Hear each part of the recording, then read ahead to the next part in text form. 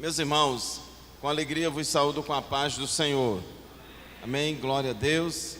1 aos Coríntios, capítulo 14, versículo 26, a Bíblia diz que quando a igreja se ajunta para se reunir em um lugar, um tem salmo, outro tem doutrina, outro tem revelação, outro tem língua, outro tem interpretação, faça-se tudo para a edificação. Os irmãos já têm louvado a Deus, já têm dado glória a Jesus, já têm falado em línguas, e agora é a hora da doutrina, agora é a hora do ensinamento da palavra de Deus. A vontade de Deus, irmãos, como diz na sua palavra, que goteje a minha doutrina no meu povo, sobre o meu povo, como a chuva cai na terra e dá o fruto. A igreja, irmãos, tem essa missão de evangelizar, de pregar o evangelho, mas também tem a missão, irmãos, de fazer discípulos. A grande comissão inclui tanto a evangelização, através dela a igreja cresce em quantidade, ganhando almas para Jesus, e a grande comissão também inclui o discipulado, o doutrinamento, o ensino da palavra de Deus, porque através do ensino a igreja cresce em qualidade. E esses dois crescimentos devem acontecer simultaneamente, sem um prejudicar o outro. E o culto de doutrina é uma das oportunidades, dentre outras, que nós temos para, através do ensinamento da palavra de Deus, crescermos em qualidade. Quero aqui parabenizar aos setores 8 e 9 pela presença de vocês, pelo esforço em vir na casa do Senhor. A congregação, irmãos, o templo sede não é uma congregação. O templo sede é um local onde toda a igreja de Mossoró se reúne para adorar a Deus e aqui ouvir a palavra de Deus, e aqui nós realizamos os eventos gerais da nossa igreja. Então, todas as atividades que aqui realizamos conta com a presença de irmãos de toda a cidade de Mossoró, porque somos uma só igreja. Somos uma só igreja. Vamos fazer o nosso centenário em 2028, vamos completar 100 anos de história aqui em Mossoró, e é uma só igreja espalhada ou distribuída na nossa cidade em mais de 210 endereços da nossa cidade. Mas é uma só igreja, um só rebanho, e todos nós, irmãos, servimos a Deus fazendo parte do mesmo corpo. Eu vou ler aqui a palavra de Deus em 1 aos Tessalonicenses, capítulo 5, versículo 12 ao 23. Os irmãos, por favor, abram suas Bíblias e vamos acompanhar a ministração da palavra de Deus, a exposição da palavra do Senhor. Fique aí acompanhando na sua Bíblia. 1 Tessalonicenses, capítulo 5, versículo 12 em diante, diz assim: E rogamo-vos, irmãos, que reconheçais os que trabalham entre vós e que presidem sobre vós no Senhor e vos admoestam, e que os tenhais em grande estima e amor por causa da sua obra. Tende paz entre vós.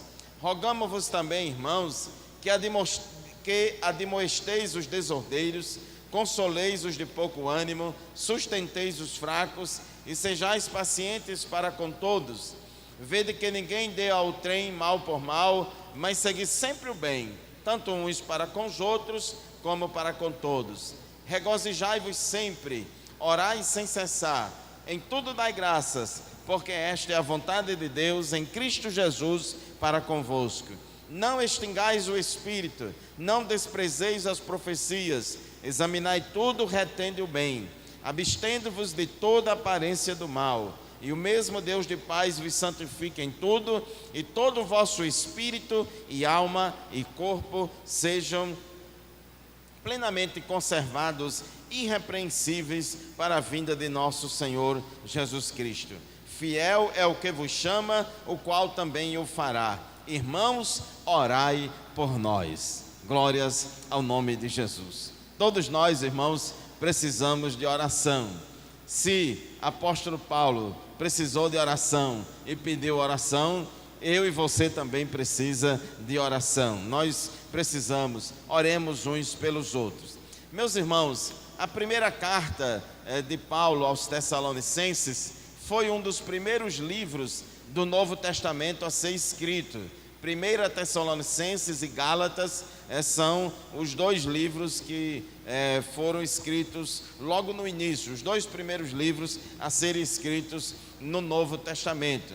E nessa primeira carta, como também na segunda, o tema central é a respeito da vinda de Jesus. A respeito da vinda de Jesus, e nessa primeira carta, principalmente a respeito do arrebatamento da igreja, da primeira etapa da vinda de Jesus. E sempre, em cada capítulo, ele fala vários assuntos e entra no assunto da vinda de Jesus.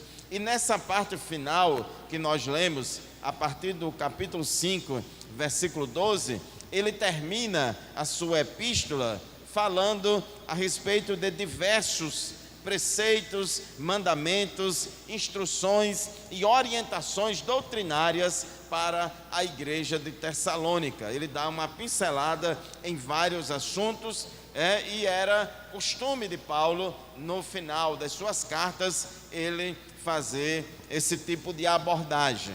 E aqui no versículo 12 e versículo 13, ele recomenda aos irmãos, ele recomenda à igreja, que os irmãos da igreja tenham consideração e respeito pelas lideranças que Deus colocou na igreja. Deus deu dons ministeriais de liderança a várias pessoas, irmãos, na igreja. Deus colocou pessoas para liderarem o seu povo, e essas pessoas, por causa da obra que elas fazem, elas merecem o respeito de todos nós, merecem o carinho, a consideração e o cuidado de todos nós. Deus não se agrada, irmãos, de crente que é antipastor. Existe, infelizmente, hoje em dia, no tempo em que vivemos, um espírito de rebeldia muito grande, em que muitas pessoas, toda hora, irmãos, está se rebelando, se levantando contra, falando mal, sem motivo, sem necessidade, contra qualquer tipo de liderança. É contra o regente do conjunto, é contra o líder da mocidade, é contra a líder das senhoras, é contra o dirigente de congregação, se levanta contra o coordenador, contra o pastor, contra o coordenador de setor, contra tudo e contra todos. Mas esse espírito, irmãos, de insurreição, esse espírito de rebeldia contra as lideranças, isso não combina com o caráter de crente. Por isso que Paulo diz: rogamo-vos, irmãos, que reconheçais os que trabalham entre vós e que presidem ou lideram, o nome mais correto aqui da tradução seria lidera sobre vós no Senhor e vos admoestam, e que os tenhais em grande estima e amor por causa da sua obra. Tende paz entre vós. É muito complicado, irmãos. Aqui eu sei que tem muitos irmãos aqui que são líderes, tanto que estão sentados aqui na minha frente, como os obreiros que estão aqui na minha retaguarda são líderes e já deve ter passado por alguma situação ou visto alguém passar por alguma situação de irmãos ou de irmãs que se levanta contra a liderança, que fica batendo de frente, que fica causando confusão, que fica toda hora querendo derrubar aquela liderança. E isso, irmãos, tira a paz, tira a tranquilidade, tira o sossego, e não é fácil.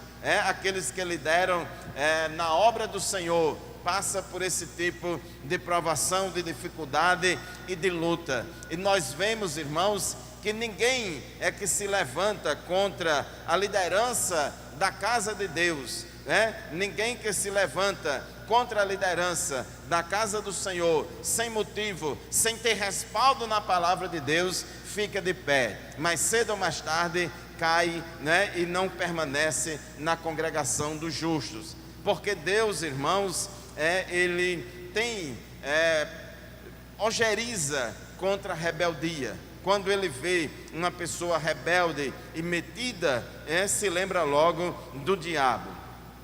Versículo 14: rogamo-vos também, irmãos, que admoesteis os desordeiros, consoleis os de pouco ânimo, sustenteis os fracos e sejais pacientes para com todos. Aqui ele tem 4 recomendações, e tem algumas aqui, irmãos, que aparece até que Paulo parece que estava falando para outro povo e não para a igreja, porque quando ele escreve aqui para a igreja, irmãos, e ele diz, recomendo, eu rogo a vocês, irmãos, que vocês admoestem os desordeiros. Mas, irmãos, será que na igreja tem desordeiros? Será que em alguma igreja lá do setor 9, pastor Valnei, tem algum desordeiro por lá? Será que no setor 8 tem algum irmão ou alguma irmã que tem causado desordem, que tem causado entropia no sistema, que tem tirado a paz, o sossego e a tranquilidade do povo? Irmãos, Paulo falou isso, e essas pessoas que causam desordens na casa do Senhor, que causam desordens na igreja, essas pessoas precisam ser admoestadas. O que é admoestar? Admoestar é chamar a atenção, admoestar é advertir, é chamar para uma conversa, advertir a pessoa, chamar a atenção da pessoa, dizer isso que você está fazendo não está correto, não é assim, a palavra de Deus não recomenda dessa forma, recomenda de uma outra maneira. Então, o pastor da igreja, irmãos, tem essa difícil tarefa, essa difícil missão de admoestar os desordeiros, mas também consoleis os de pouco ânimo. Às vezes tem crentes, irmãos, por alguma luta, por alguma tribulação, por algum motivo, está passando uma fase difícil na sua vida, está com pouco ânimo, está meio desanimado, está com determinada dificuldade, irmãos. Então ele diz, consoleis os de pouco ânimo, sustenteis os fracos. Existe, irmãos, na igreja, aqueles irmãos que são mais fortes na fé, mas também existe aqueles que são mais fracos na fé. Na igreja existem pessoas com diferentes níveis de maturidade espiritual. Existem os bebês espirituais e existem aquelas pessoas que são mais maduras espiritualmente. E o que a gente aprende com a palavra de Deus é que nós devemos, irmãos, reconhecer essa diversidade de pessoas, essa diversidade de características, para saber lidar com cada uma delas, principalmente quem está na liderança, quem está no pastoreio. Ele não pode tratar todas as ovelhas como se fossem todas iguais. Tem determinado remédio que dá certo aqui para essa ovelha, mas não dá certo para outra. E tem determinado remédio que é para ser dado a todo mundo, mas para essa aqui numa dose e para essa outra numa outra dose, porque senão pode matar. Então, irmãos, tem que ter cuidado, porque as pessoas têm características diferentes. Umas podem estar precisando de consolação, de ser animadas. Inclusive existe um dom ministerial que é o dom de exortar. Na Bíblia, irmãos, exortar significa animar. Exortar na Bíblia significa encorajar. Exortar aqui no Novo Testamento não significa bater, não. Exortar significa encorajar, significa animar. E tem pessoas, graças a Deus, Deus tem usado, irmãos, pessoas, homens e mulheres na igreja que tem essa facilidade de animar, de encorajar as pessoas e levantar pessoas que estão caídas, sustentar os fracos e sejais pacientes para com todos. Algumas ovelhas, irmãos, dão mais trabalho do que outras. Alguns filhos e filhas de Deus são mais dão mais trabalho, e aí a gente precisa lidar com todas elas. Todas são alvos da graça de Deus.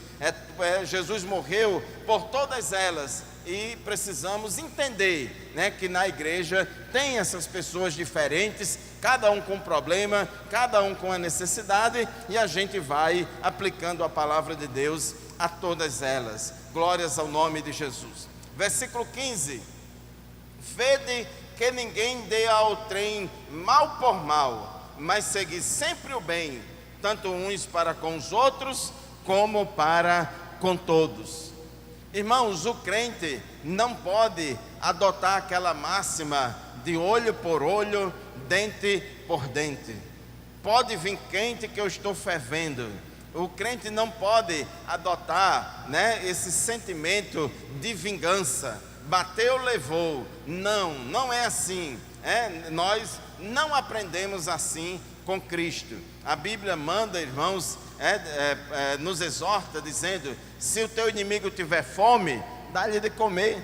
Se ele tiver sede, dê a ele de beber, porque você fazendo assim, amontoarás brasa de fogo sobre a sua cabeça. Então, meus irmãos, não podemos, irmãos, pagar o mal com o mal. Nós que somos crentes, produzimos as 9 virtudes do fruto do Espírito como evidência da nossa salvação. Temos que manifestar bondade nas nossas ações. É da própria natureza do crente agir com bondade, de ser bondoso, de ser bondosa, porque é uma das 9 virtudes do Espírito, do fruto do Espírito, é a bondade. Bondade é fazer o bem, é praticar o bem. Ah, pastor, mas aquela pessoa não merece, aquele irmão é ruim de correr água, aquela irmã fez isso com o senhor, aquela irmã te perseguiu, aquele irmão fez não sei o que, fez muita maldade com você, e você ainda está fazendo bem a ela. Meus irmãos, cada um dá o que tem, cada um faz aquilo que é.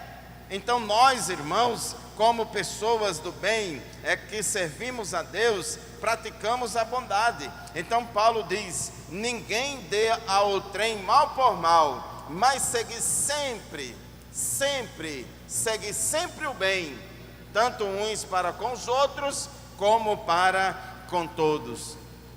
A gente, irmãos, tem mais facilidade de fazer o bem em favor daquelas pessoas que a gente acha que merece. Na verdade, irmãos, é muito estimulante a gente fazer o bem para aquelas pessoas, que a gente julga que merece. É muito estimulante, mas o verdadeiro amor, irmãos, não consiste só nisso. O verdadeiro amor faz o bem em favor daquelas pessoas que a gente acha que merece, mas o verdadeiro amor também faz o bem, irmãos, em favor daquelas que a gente acha que não merece. Porque, irmãos, a graça de Deus tem alcançado a todos nós.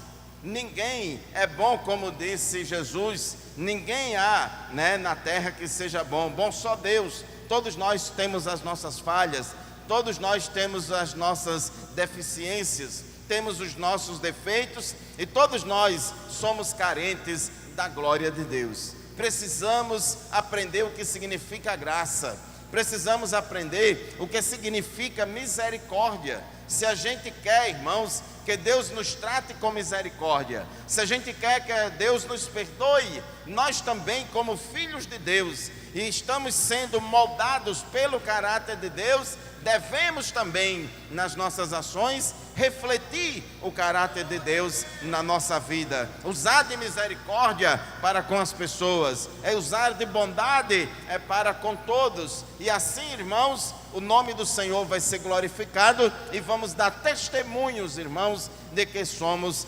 discípulos de Cristo. Louvado seja o nome do Senhor. Versículo 16: regozijai-vos sempre, ou em outras palavras, alegrai-vos sempre. Alegrai-vos sempre. A alegria também é uma das 9 virtudes do fruto do Espírito. A alegria é uma das 9 virtudes do fruto do Espírito. O crente, irmãos, tem muitos motivos para viver alegre.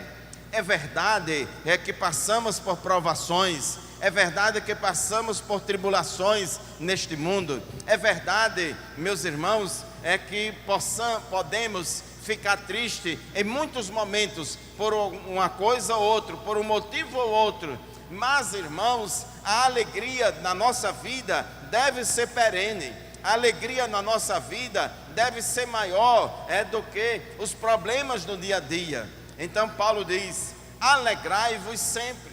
Ele escreveu a sua carta aos Filipenses quando estava na prisão.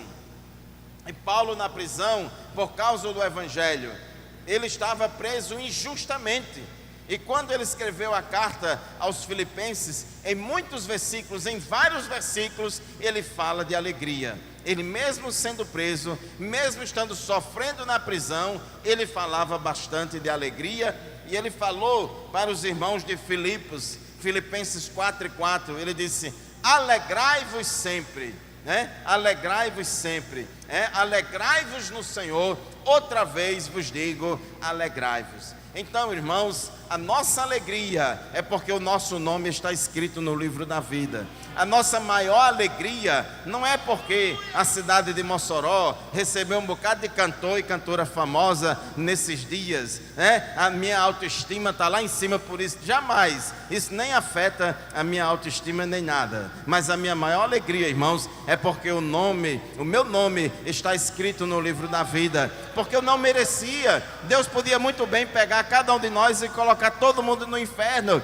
mas a graça de Deus nos alcançou. Ele não nos tratou de acordo com o que a gente merecia. A graça dele falou mais alto. É por isso, irmãos, que devemos nos alegrar no Senhor. Devemos nos alegrar na esperança da vida eterna. Romanos capítulo 12, versículo 12, ele diz: alegrai-vos na esperança. Alegrai-vos na esperança. A esperança do crente, irmãos, é a volta de Jesus. A Bíblia diz que nós estamos aguardando a bem-aventurada esperança e o aparecimento da glória do grande Deus e nosso Senhor Jesus Cristo. O crente, irmãos, que não pensa no céu, o crente que não deseja o céu, o crente que não abre a sua boca e diz com satisfação: Maranata, ora vem Senhor Jesus, algum problema está acontecendo, algum problema está acontecendo com ele. Que por mais, irmãos, que a gente goste, esteja se dando bem em muitas coisas aqui nesta vida, mas o nosso maior desejo é romper a gravidade e conhecer o céu. O nosso maior desejo é estar com Cristo. Louvado seja o nome do Senhor. Por isso, irmãos, a nossa alegria não depende de um balançado de esqueleto lá na festa. A nossa alegria não depende do consumo de bebidas, de álcool, de droga. A nossa maior alegria não depende de dinheiro, não depende de bens materiais, não depende de poder terreno. Mas a nossa maior alegria é saber, irmãos, que nós vamos conhecer a Deus. A Bíblia diz que agora nós somos filhos de Deus, mas ainda não é manifestado o que haveremos de ser. Mas sabemos que quando Ele se manifestar, nós seremos semelhantes a Ele. Portanto, meus irmãos, alegrai-vos sempre, regozijai-vos sempre, glórias a Deus.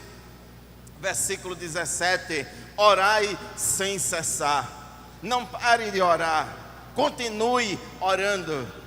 A oração, irmãos, é o meio através do qual o crente se comunica com Deus. É o meio através do qual a gente fala com Deus, que a gente dialoga com o nosso Senhor.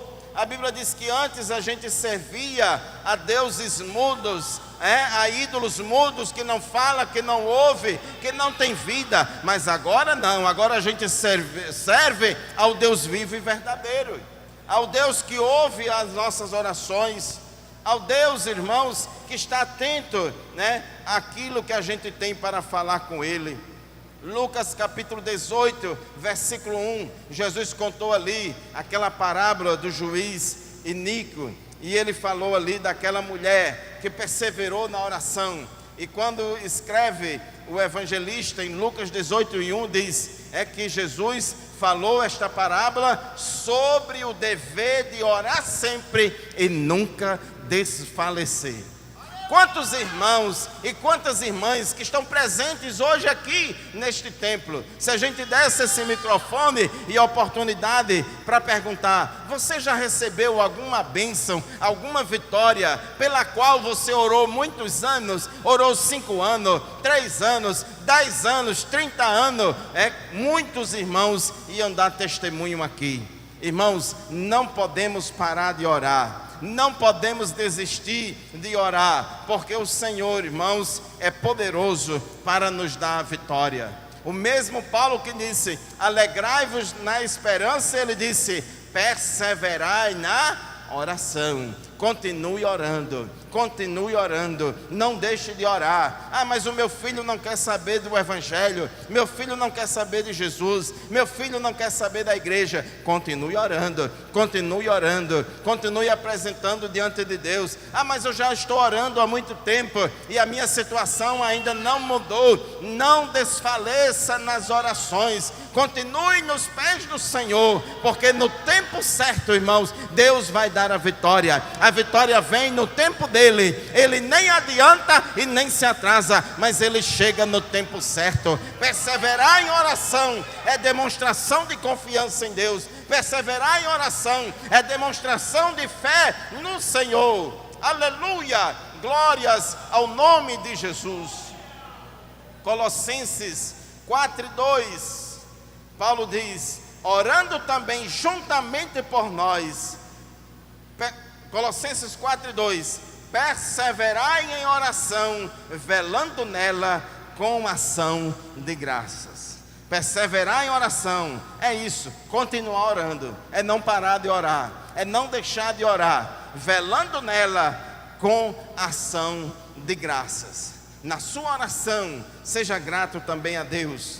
Às vezes, irmãos, tem crente que tem muita facilidade de ficar triste, ou até de reclamar com Deus por aquilo que ele não tem, e nesse caso está perdendo tempo de se alegrar por aquilo que ele tem, por aquilo que Deus já fez na vida dele. Na verdade, irmãos, a gente gosta de reclamar demais. O ser humano é próprio de nós, é de reclamar demais sem motivo. Temos muita facilidade para poder ficar choramingando, ficar murmurando por aquilo que a gente não é, por aquilo que a gente não tem. Mas a Bíblia manda, irmãos, e ensina para nós o contentamento. O contentamento. A Bíblia diz: não ambicioneis coisas altas, mas acomodai-vos às humildes. Meu irmão, aproveite a oportunidade enquanto você tem vida e agradeça a Deus pelo aquilo que Ele tem, que você tem. Agradeça a Deus por aquilo que Ele te deu. Agradeça a Deus, olhe para trás e veja a bondade do Senhor na sua vida. Em tudo dai graças, porque esta é a vontade de Deus em Cristo Jesus para convosco. Devemos sempre, irmãos, dar graças a Deus, ser agradecidos. Deus não gosta, irmãos, de crente mal agradecido. Deus gosta de crente agradecido. Louvado seja o nome de Jesus. Versículo 19, 20 e 21. Não extingais o espírito, não desprezeis as profecias, examinai tudo, retende o bem. Essa recomendação aqui, irmãos, é uma recomendação tipicamente pentecostal.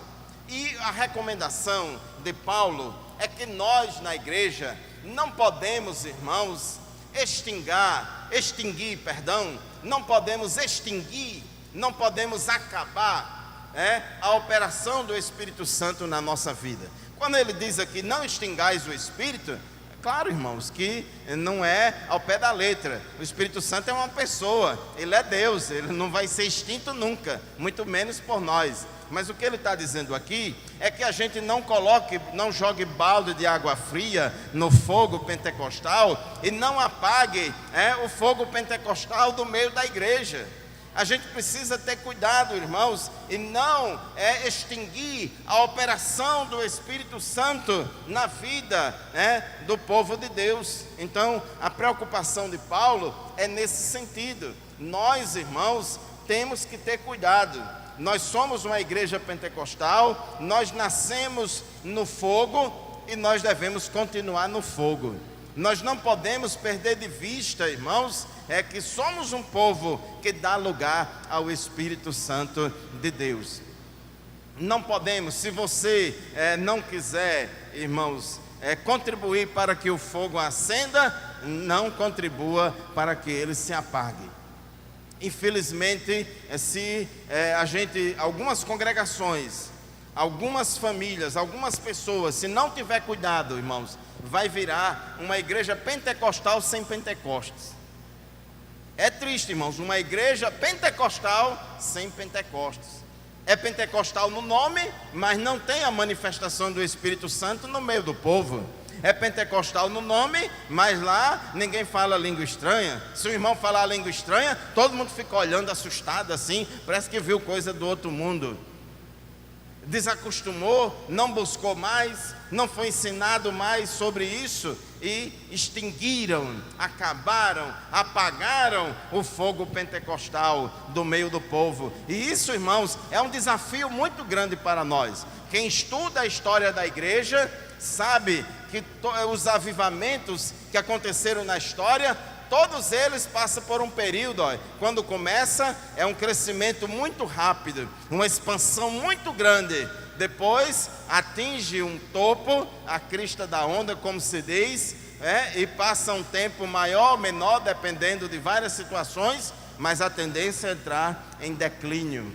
Muitas igrejas, muitos países, muitas cidades, irmãos, viveram já tempos áureos de avivamento e estão em declínio. Infelizmente estão em declínio, porque a geração atual, irmãos, não soube conservar o fogo. A geração atual não continuou sendo lenha verde, no fogo do Espírito para continuar queimando. E a Bíblia diz que o fogo arderá continuamente no altar, não se apagará. Então, irmãos, não extingais o Espírito, não desprezeis as profecias.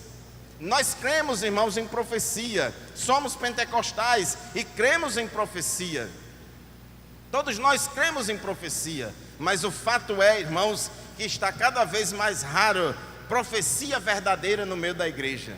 Está cada vez mais rara a manifestação do dom de profecia no meio das igrejas. Agora está cheio de crente, cheio de irmão e de irmã dando profetada para cima e para baixo, brincando com profecia. Diga aí, seu irmão, profetize não sei o que, fale não sei o que, e eu profetizo agora não sei o que, eu vou liberar uma bênção. Tudo conversa fiada, irmão, não tem nada de Deus. Tudo é performance para poder alegrar as pessoas, mas não é a verdadeira profecia. Mas nós cremos, irmãos, que Deus usa irmãos e irmãs em profecia.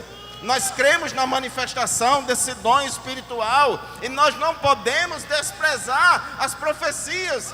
Ah, pastor, mas eu vi ali, aquela irmã deu uma profetada, eu já fiquei tão desiludido, eu já me decepcionei com profecia. Minha irmã, porque existe o erro, porque existe a falha, não significa que não existe a profecia verdadeira. Glória a Deus, busque o dom de profecia, peça a Deus para Deus usar alguém em profecia para você, que Deus vai usar a verdadeira profecia, aquela bíblica. Então, não desprezeis as profecias. A Bíblia diz que todos podem profetizar uns depois dos outros. A Bíblia fala claramente em 1 Coríntios 14, irmãos, que não é para a gente apagar o fogo do Espírito. Agora, o que é que a Bíblia diz? Examinai tudo e retende o que é bom. Quando você ouvir uma profecia, você nem acredita em tudo cegamente e nem também descreia em tudo cegamente. Examinai tudo e retende o que é bom. A gente usa esse versículo para aplicar ele em todas as coisas da vida, mas ele foi escrito originalmente no sentido de julgar as profecias. E desconfie muito, irmãos. Alguns profetas, algumas profetisas, quando está profetizando, aí joga lá a profecia dela, joga lá a profecia dele, e às vezes tem profecia que vem com ameaça. Ai de ti se estiver duvidando. Se você estiver duvidando, aí ameaça pesar a mão, ameaça queimar a geladeira, ameaça bater o motor do carro e não sei o que. Eis que eu estou falando contigo, não duvide. Irmãos, a Bíblia manda julgar as profecias. O profeta de Deus, a profetisa de Deus, irmãos, que fala pelo Senhor, não está preocupado, irmãos, se alguém vai acreditar ou não vai acreditar. Ele abre a boca e diz: assim diz o Senhor, e entrega o recado de Deus, que o povo creia ou não creia. Aleluia, glória ao nome de Jesus. Não despreze as profecias, mas examinai tudo e retende o que é bom. Porque, irmãos, não podemos perder a nossa identidade pentecostal. Versículo 22: abstende-vos de toda aparência do mal. Temos que fugir do mal, temos que fugir da aparência do mal. E temos também, irmãos, que fugir das coisas embaraçadoras, das coisas que embaraçam. O crente tem que ter, irmãos, uma postura de equilíbrio. Muitas vezes, irmãos, nós deixamos de fazer determinadas coisas, não porque são proibidas. Muitas vezes deixamos de falar determinadas coisas, não porque são proibidas, mas são lícitas, mas nem tudo convém. Nem tudo convém que a gente faça, nem tudo convém que a gente fale. Nem tudo convém, irmãos, que a gente vá a determinados lugares. A gente deve ter uma vida sábia. Abstende-vos de toda aparência do mal. O versículo 23: e o mesmo Deus de paz vos santifique em tudo, e todo o vosso espírito e alma e corpo sejam plenamente conservados, irrepreensíveis, para a vinda de nosso Senhor Jesus Cristo. Quantos estão aguardando a volta de Jesus? Digo amém. Você pode dizer nesta noite: Maranata? Diga: Maranata, ora vem, Senhor Jesus. Aleluia, glórias ao Senhor. Mas não podemos esperar Jesus de qualquer maneira. Lembra da parábola das 10 virgens? Aquelas 10 virgens representam a cristandade, representa todas as pessoas que se dizem crentes. Uma parte delas está preparada para entrar nas bodas com o noivo, e a outra parte não está preparada. Nós, irmãos, temos que ser virgens prudentes, que tem azeite de reserva na botija. Nós não podemos esperar o noivo de qualquer maneira. E como devemos esperar o noivo, irmãos? Se embaraçando com os negócios desta vida? Como devemos esperar o noivo? É de qualquer forma? Porque Jesus disse: olhe, quando anteceder a vinda do Filho do Homem, o povo, irmãos, vai estar aí vivendo como se Jesus não fosse mais voltar. O povo vai estar aí, irmãos, de qualquer jeito, casando, dando-se em casamento, comprando, vendendo, vai para aqui, vai para acolá, só quer saber das coisas desta vida e não quer saber das coisas espirituais. Então, devemos esperar a volta de Jesus em santificação.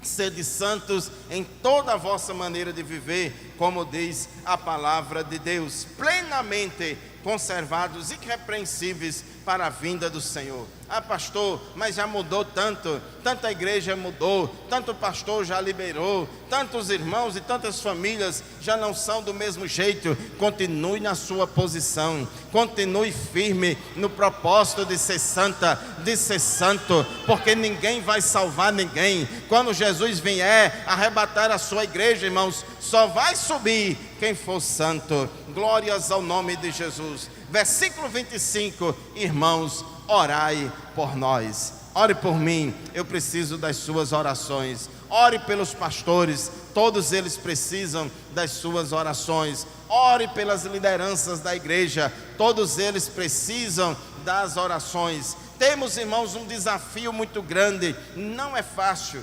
Ontem eu estava dando aula lá no Setadem. Vou terminar agora, irmão, já são 9 horas, só um testemunho, rapidamente. A gente está estudando, eu estou dando aula agora no Setadem de uma matéria chamada Livros Históricos. Quarta-feira à noite, não foi ontem, foi quarta à noite. Vou dar aula amanhã de novo, amanhã à tarde. Aí Josué, Juízes e Ruth, a primeira aula sobre esses 3 livros. E vendo, irmãos, lá o livro de Ruth, o livro de Juízes, a época dos Juízes foi a época de maior apostasia do povo de Israel. E a Bíblia diz claramente, irmãos, que depois que Josué morreu, e depois que aqueles líderes que estavam ali da geração de Josué morreu, aí surgiu uma nova geração que tinha 2 problemas sérios, que nem conhecia o Senhor e nem conhecia as obras que Deus tinha feito no meio do povo. Houve 2 problemas aí. Primeiro é que aquela geração de Josué e os seus auxiliares, os anciãos, não tiveram, irmãos, a habilidade e a capacidade de ensinar as coisas de Deus para aquela nova geração. Tanto é que Josué não fez um sucessor.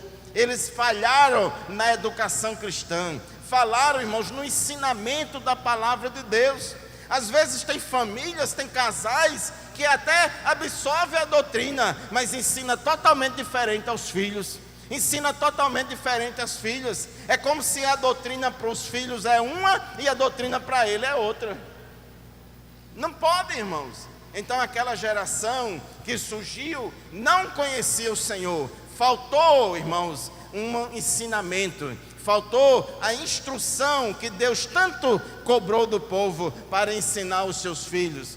Então faltou isso. Então o povo não conhecia Deus e nem conhecia as obras que Deus tinha feito. E ali foi o período de maior apostasia espiritual de Israel, 325 anos.